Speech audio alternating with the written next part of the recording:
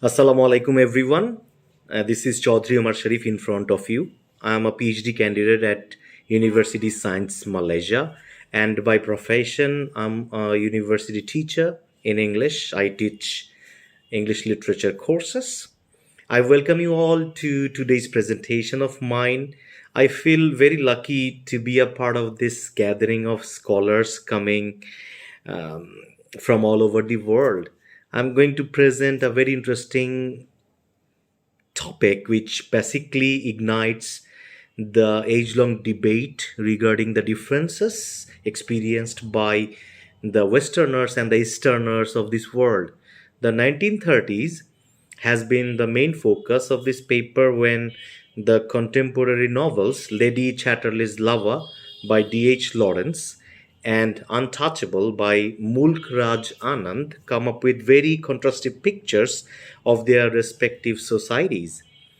And before I start my main paper, I would like to talk about my abstract first. And my abstract says that since the beginning of human civilization, the working class has been relegated to the margins of every society in the world, as its members have consistently lacked opportunities for self improvement and upgradation in the rigid class system of the society they live in.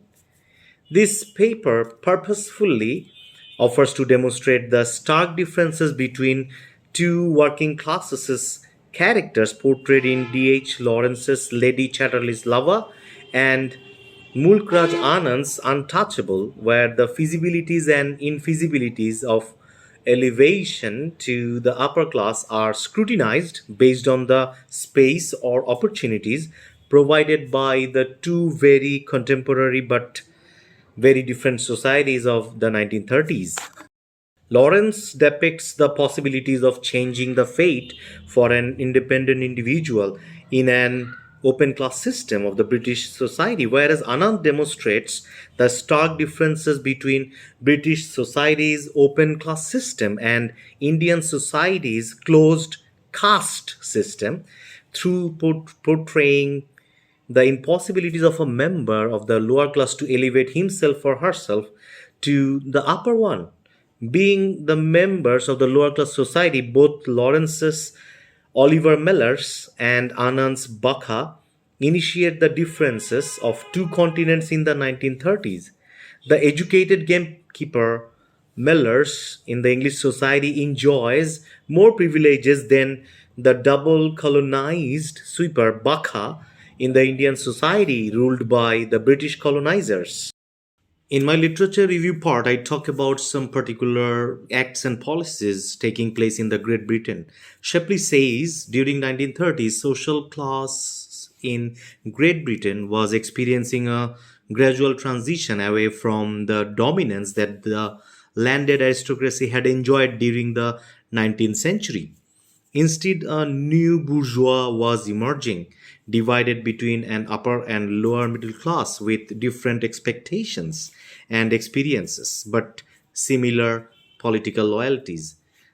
The first act that actually initiated the changes was the National Insurance Act 1911, which created national insurance, originally a system of health insurance for industrial workers in Great Britain.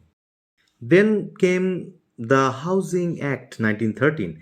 As a result, council homes were built to supply uncrowded, well built homes on secure tenancies at reasonable rents to primarily working class people. This act was followed by the Coal Mines Act 1919, which reduced the hours of employment below ground.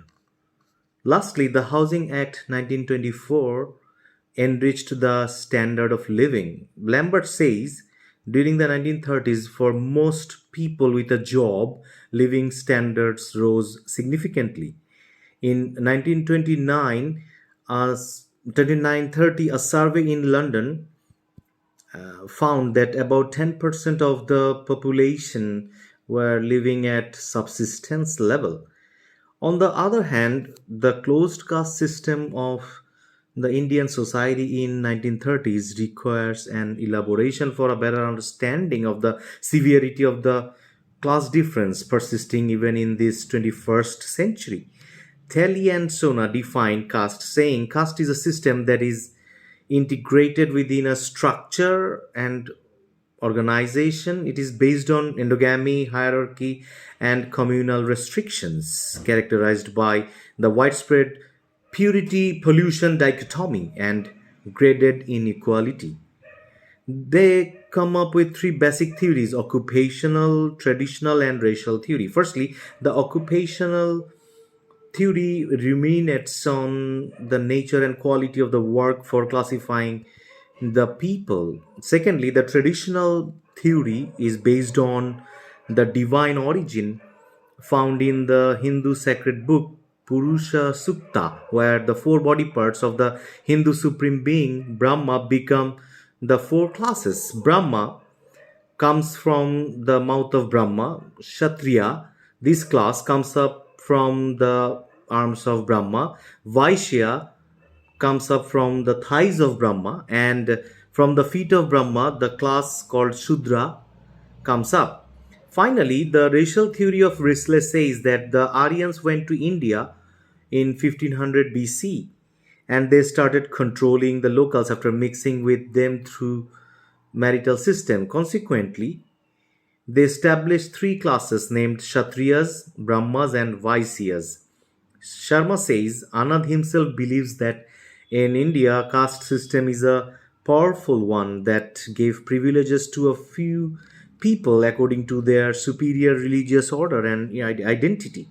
Among the sweepers and latrine cleaners belong to the lowest one called Atisudra or untouchables, which comes after the fourth caste Shudra, consisting of commoners, peasants, and servants. According to Jyotirao Phule, they included everything that would conserve and flatter their self pride, were specially inculcated, whereas the Sudras and Atisudras were regarded with supreme hatred and contempt. Bakha, the Atisudra character of Untouchable, is double colonized as he is colonized by the British rulers and is also colonized by the possession of the concept of class consciousness in a restrictive Indian society. This person is dominated by his own country's people belonging to the upper class. Baka becomes the follower of Gandhism, which is all about an Indian nationalist.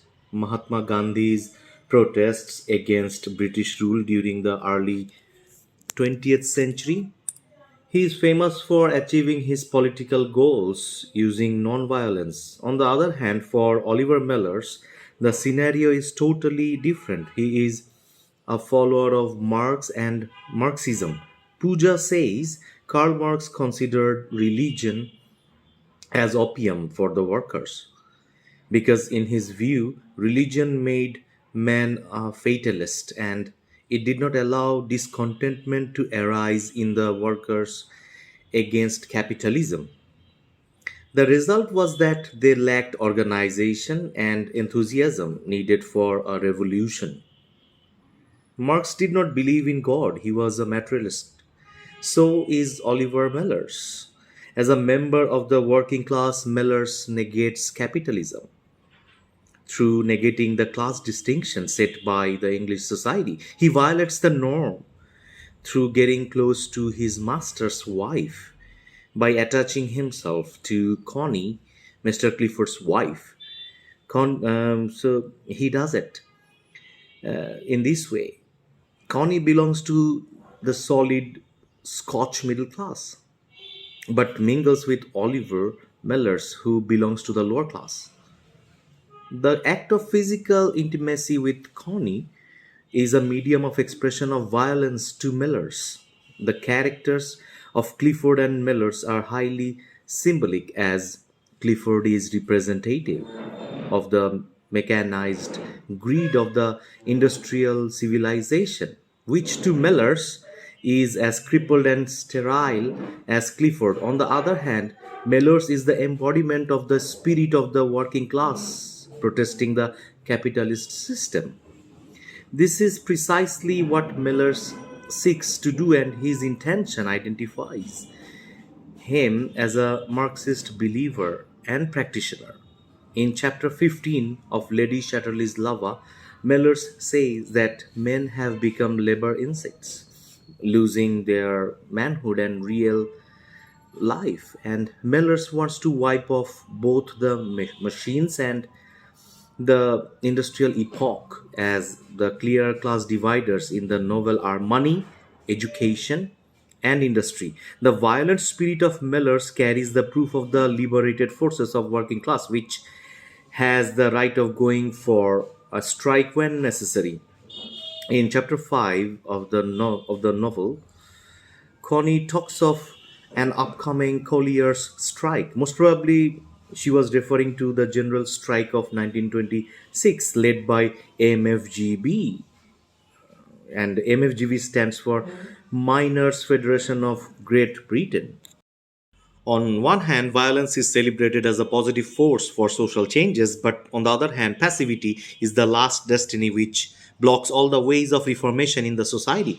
Bakha, the ever passive protagonist, becomes a clone of Gandhi by following in Gandhi's ways of non-violence. Even though he already has the Marxist awareness of being untouchable, he appears to act like a Gandhian disciple who never resorts to violence. In the novel Untouchable, the readers fail to experience any retaliation on the part of Bakha. Rather, an ever submissive character keeps lying in him.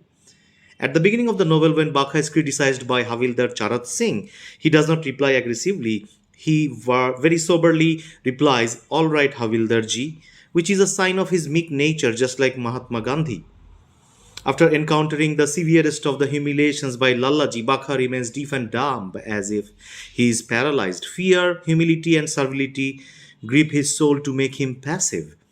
Moreover, the incident of sexual harassment which happens with Bakha's sister Sohini fails to move him because he is a tiger in a cage securely imprisoned by the convention, and it is mentioned by Mukherjee. Almost everyone takes the advantage of his muteness.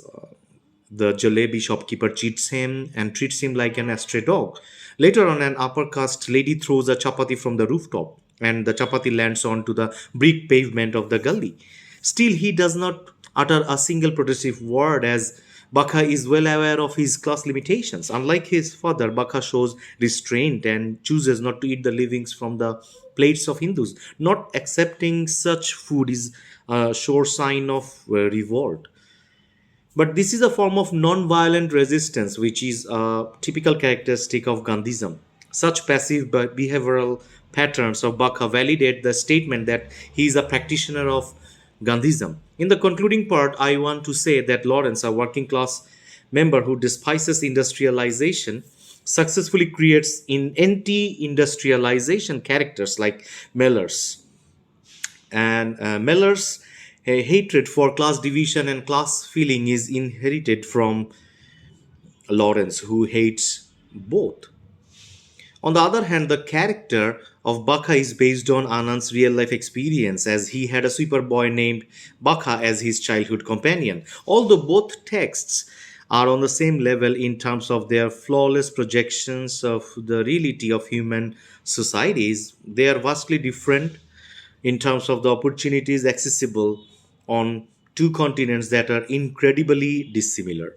Thank you very much. I finish my presentation here. If you have any question, you can ask me.